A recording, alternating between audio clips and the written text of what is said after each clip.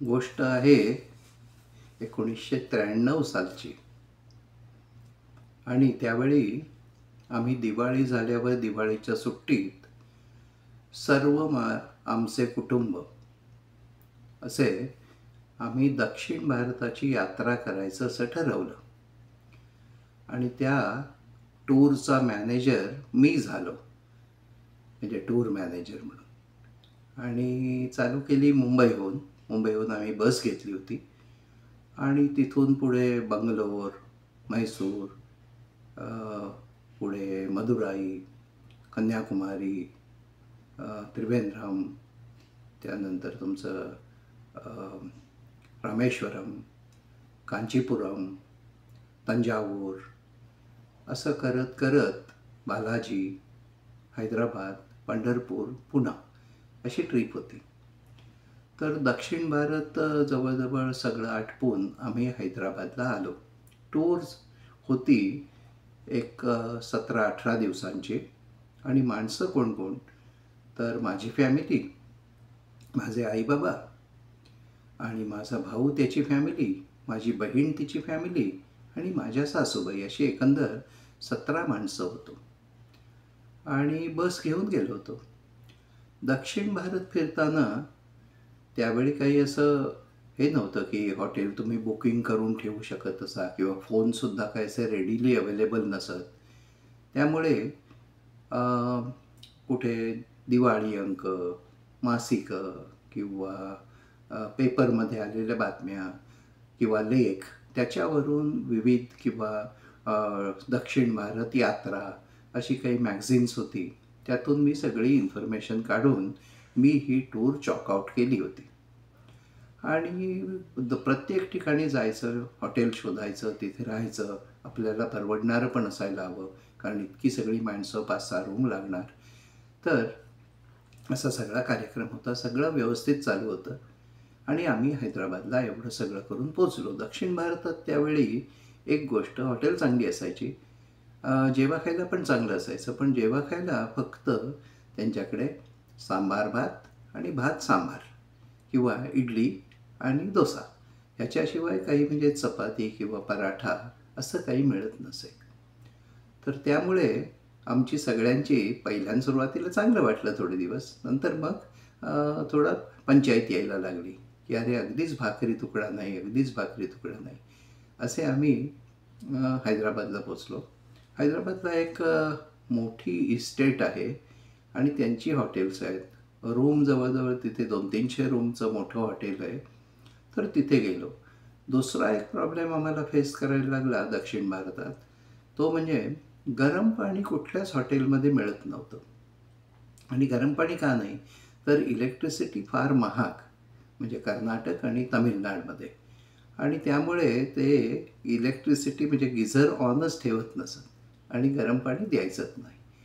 तर आम्ही कसे तरी काढले दिवस. पण आमच्यात माझे वडील होते जवळजवळ 65-66 वर्षाचे, आणि सगळ्यात लहान माझ्या भावाचा मुलगा होता, तो एक 3 वर्षाचा 4 वर्षाचा होता. तर एवढं सगळी फॅमिली मोठी टू छोटी घेऊन प्रवास करत होतो.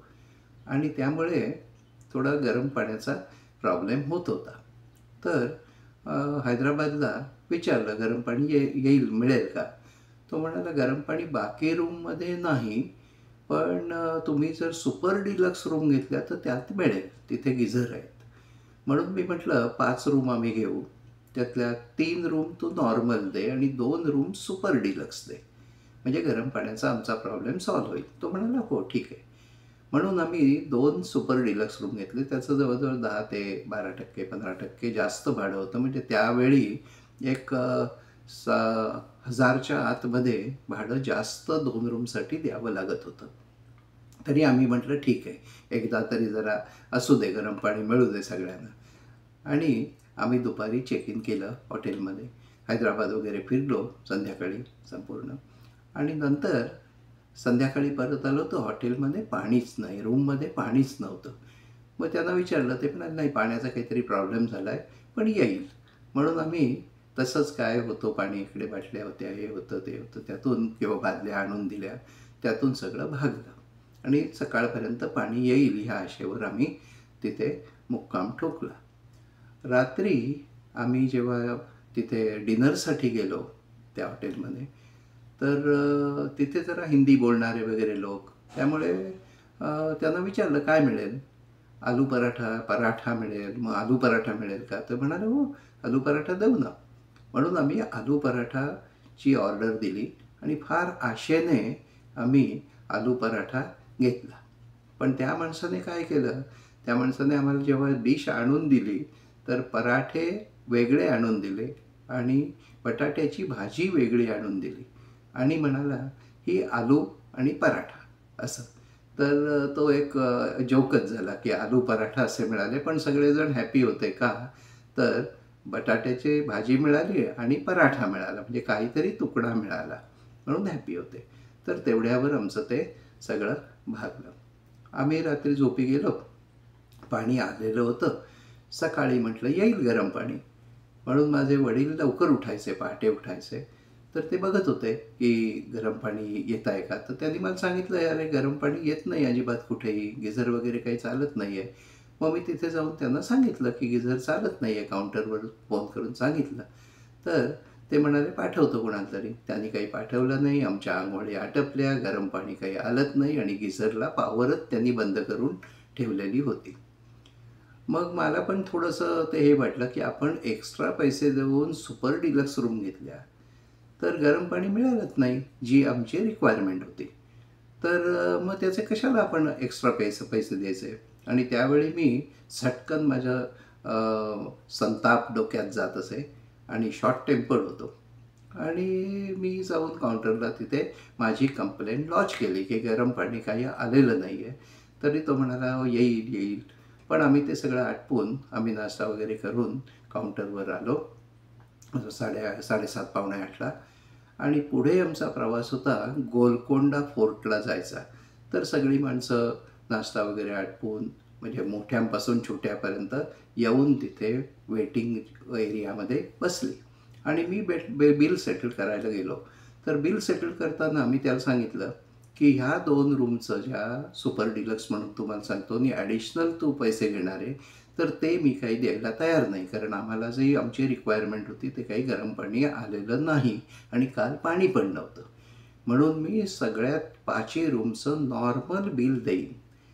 तर तो म्हणाला, "तसं मी घेऊ शकत नाही. मला पॉवर नाही." मग म्हटलं, "पॉवर कोणाला आहे? त्याला तू विचार फोन करून आणि सांग. नाहीतर मी म्हटलं काही देणार नाही आहे." तर तो म्हणाला, "मॅनेजर येईल." मॅनेजर येईल म्हणाला, "येईल, येईल, येईल" म्हणाला. मग मी वाट बघत होतो. एक साधारण 8च्या दरम्याने मॅनेजर आला. आम्हाला पण उशीर होत होता पुढे जायला. मॅनेजर आला. त्याने त्याला त्यांच्या तेलुगू भाषेत सांगितलं सगळं, की हा मनुष्य इथे काउंटरवर जो उभा आहे, तो सकाळ म्हणजे एक अर्धा पाऊण तासापासून मला सांगतोय मी असं, असं, असं, असं.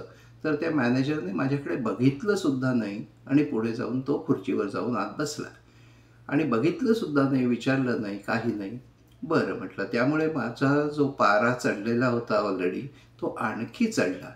बरं म्हटलं, "तू इतका जर उर्मट असशील, तर तुलासुद्धा आम्ही धडा शिकवू शकतो, मी धडा शिकवू शकतो." म्हणून मी काय केलं, सगळी फॅमिली होती, त्यांना सांगितलं, "बसमध्ये जाऊन बसा."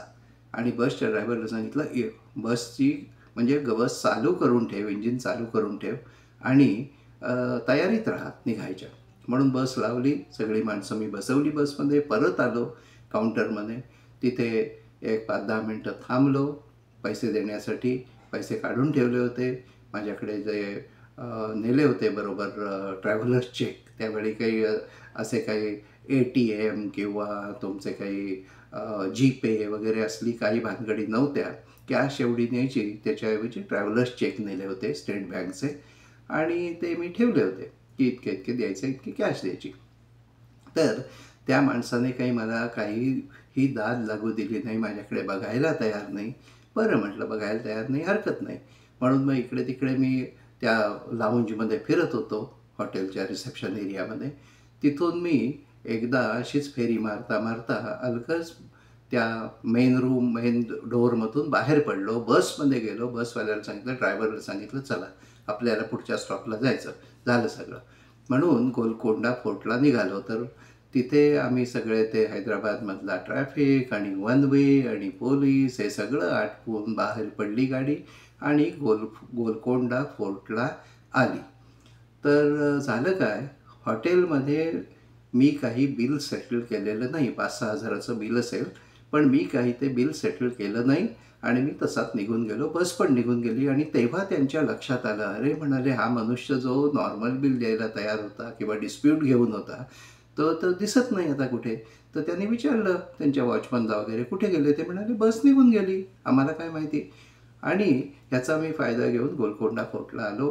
आम्ही फोर्टवरती गड वर चढून गेलो आणि तिथे आम्हाला खाली जेव्हा आम्ही येत होतो, तेव्हा मला निरोप आला की तुमच्यासाठी कोणीतरी आलेले आहेत म्हणून तुम्हाला भेटायला.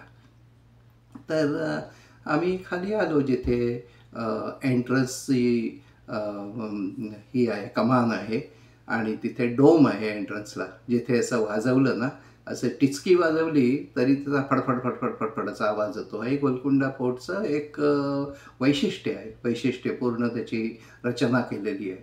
तर तिथे 2-3 लोक बसलेले होते. तर ते मला माझे वडील म्हणाले, बघ कोण आलेत ते.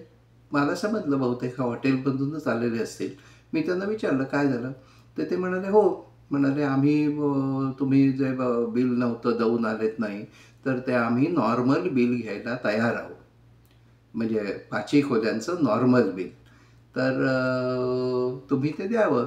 मी म्हटलं, हरकत नाही, मी द्यायला तयारच होतो. मी कुठे नाही म्हटलंय. मी द्यायला तयारच होतो. माझं एवढंच होतं, मी जे सुपर डिलक्स म्हणून एक्स्ट्रा बिल द्यायचं होतं ते मी द्यायला तयार नाही. तर त्यांनी मला 5 खोल्यांचं नॉर्मल बिल दिलं. त्यांनी रिसीट बुक आणलं होतं. रिसीट मला दिली. मी पैसे दिले. त्यांचं सेटल केले. पण झालं काय, तर हैदराबाद ते गोलकोंडा फोर्ट एवढे ते आमच्या बसला पाठलाग करत करत करत करत मोटरसायकलने इथपर्यंत आले आणि आपले पैसे घेऊन गेले. पण ते सुद्धा मी जे सांगितलं होतं तेवढे, त्यांनी डिमांड केलेले पैसे मी दिलेत नाही. फक्त मी नॉर्मल बिल म्हटलं होतं, नॉर्मल रूमचे पैसे देईन, तेवढे मी पैसे दिले, बिल सेटल केलं आणि गेले. त्यानंतर मग सगळ्या फॅमिलीला ही बसमध्ये मी गोष्ट सांगितली की असं असं असं असं असं झालं. तर सगळे फॅमिलीतले मेंबर अवाक होते की ह्याने कसं काय केलं. मग ते म्हणाले, त्यांना कसं समजलं की गोलकोंडा फोर्टला आपण आलो आहे? तर मी म्हटलं, ड्रायव्हर असतात खाली, ड्रायव्हर आणि क्लीनरचे 2 माणसं नेलेली होती बरोबर बसमध्ये. तर ड्रायव्हर क्लीनर खाली असतात, त्यांच्या गप्पा-टप्पा होत असतात वॉचमन बरोबर किंवा इकडे तिकडे रात्री. तर त्याने सांगितलं की पुढचा स्टॉप आमचा गोलकोंडा फोर्ट आहे आणि तिथून आम्ही पुढे जाणार, म्हणजे महाराष्ट्रात जाणार पुढे. तर असे ते आमच्या मागे मागे मागे मागे त्यांच्या पैशासाठी आले आणि त्यांनी ते पैसे घेतले. कधी कधी काय असतं, तुम्हाला तुमचा न्याय स्वतःच मिळवून घ्यावा लागतो, त्याशिवाय तो मिळत नाही. म्हणजे ठीक आहे की तुम्ही त्या काळात काही असं ते प्रसिद्ध नव्हतं फारसं, कन्झ्युमर कोर्ट वगैरे, आणि ते किती वेळ जाणार, किती तुमचा वेळ फुकट जाणार, किती वर्ष जाणार त्यात, हा एक मोठा प्रश्न असतो आणि किती त्याच्यासाठी उपद्व्याप करायचे. पण कधीकधी अशी ॲक्शन ही काम करू शकते. तर अशी ॲक्शन मी घेतली आणि मला मग सगळ्यांनी माझं कौतुक केलं बसमध्ये की हा बघा कसा आहे, धडाडीचा मनुष्य आहे आपल्याबरोबर, म्हणून त्याला मॅनेजर म्हणून ठेवलेलं आहे. म्हणजे मॅनेजर ठेवलेलं म्हणजे फॅमिलीने अपॉइंट केलेला. तर असाच मनुष्य पाहिजे. त्यांना धडा दिला आणि इतके इतके कमी पैसे देऊन आपण तिथून आलो, कारण त्यांनी गरम पाणी अजिबात दिलं नव्हतं. तर असं कधी कधी करणं गरजेचं असतं, स्वतःचा न्याय स्वतः मिळवून दिला. तर अशी ही गोष्ट मी तुम्हाला सांगितली. तर चांगलाच धडा शिकवला ह्या लोकांना. तर अशी मला ती गोष्ट आठवणीत राहिली इतके वर्ष. म्हणजे प्रवास करून आता कितीतरी वर्ष झाली, 1993ची गोष्ट मी तुम्हाला सांगतोय. तर तुम्हाला ही मंडळी आवडली असेल तर त्याबद्दल तुम्ही मला अभिप्राय जरूर कळवा.